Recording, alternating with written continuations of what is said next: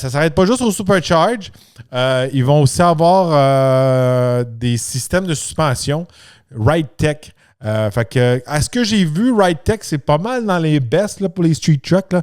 Puis, de mémoire aussi, c'est la suspension qu'ils utilisent sur le Ram Fox Factory, le 650. Là.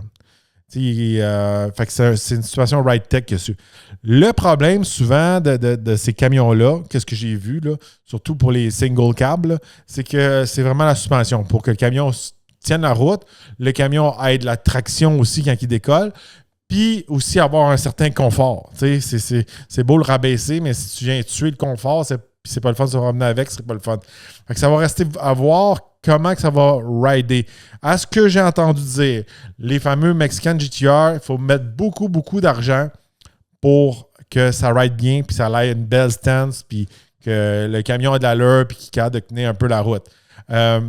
Là, le programme qui est proposé par Direct Connection, c'est des amortisseurs réglables à 24 positions, nouveau coilover, nouveau bras de suspension, abaissement, fait qu'un pouce à l'avant, 3 pouces à l'arrière, fait qu'encore plus bas, que le camion est déjà bas, là on peut le mettre encore plus bas. Ils disent que ce kit-là, il coûte 4 590 $ US avant installation. Fait que c'est ça que j'ai entendu dire. Là. Un bon... qu'est-ce qu'on m'a dit? Là? C'est peut-être un bon 8 000 $ là, pour que ton camion il ride bien quand il est rabaissé. C'est beaucoup d'argent quand même. Ils ont aussi un partnership avec les exhausts, les échappements MagnaFlow. Fait que, ils font tous des partnerships avec des compagnies aftermarket qui ont beaucoup d'expérience et ont une bonne réputation aussi. Là. Whipple, RideTech, MagnaFlow. Fait que, ça va être disponible pour les 3 moteurs. Il va y avoir ça va être en acier inoxydable, des X-Pipe, des embouts de 5 pouces, Direct Connection. Ça, regardez, je fais ma parenthèse fatigante là, si vous suivez tous mes épisodes. J'ai de la misère avec le nom Direct Connection. Je trouve que c'est mauvais comme nom. J'aurais aimé mieux un genre Mopar Racing. On va faire le même. Là. Quelque chose de plus Mopar, ça aurait été mieux. Direct Connection,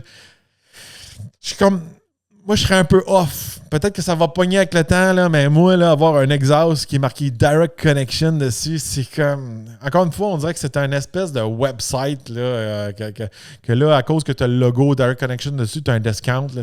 Comprenez-vous? Je veux dire, ça sonne...